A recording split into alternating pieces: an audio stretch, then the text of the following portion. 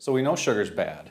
Why is it bad? When we consume it or we consume a carbohydrate that turns to sugar, what's actually going on inside our body that's not good for us? So there's two different things that happen. It depends on which types of sugar you're eating. They're not all created equal, and they're going to go one of two places. They're either glucose or turning into glucose, or they're fructose.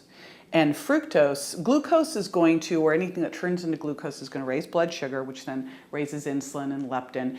That triggers satiety, but it also triggers, if you're eating every couple hours, it's keeping your insulin bumped up, it's making you leptin resistant.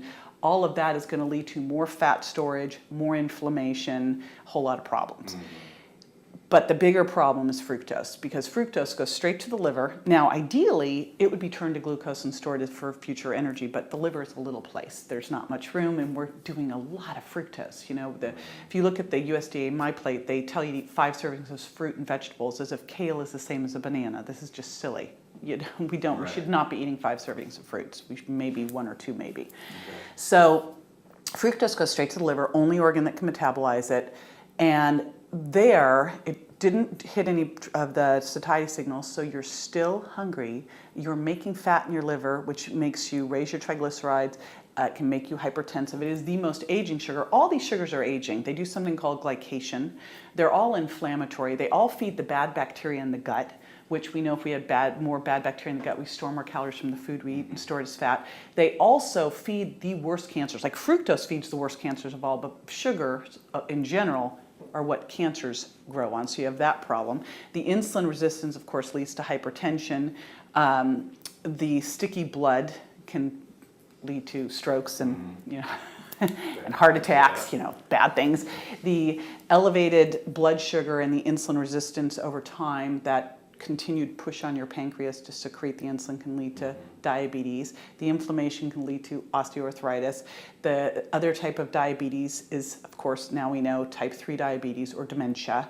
So in fact, we now know that even if you don't have diabetes outright, if you've elevated blood sugar over time, you will get dementia. So I mean, there's so many things that happen to us, and it's all these pathways that just start with, okay, blood sugar rose, so insulin rose, so leptin became resistant, what happened, and then what happened with the gut microbiome, and then what happens with making fat and fatty liver. I mean, we've got fatty liver now in kids. So it's just cause and effect. You can always follow the pathways, the science, and see what's going to happen.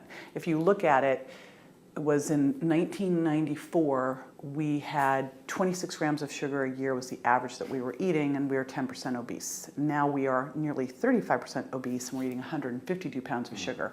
I still remember that time because that was the stop the insanity time, when all of a sudden we're supposed to be pulling all the fat out, and we put the fat out and we started eating fat-free. A tablespoon of fat-free dressing has a teaspoon of sugar in it.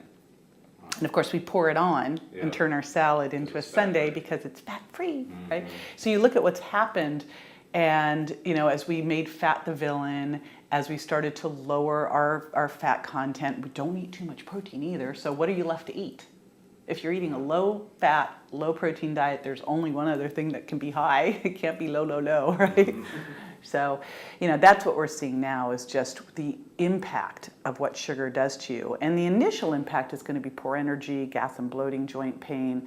But the long-term impact are all of those diseases, over 70 different diseases directly linked to sugar.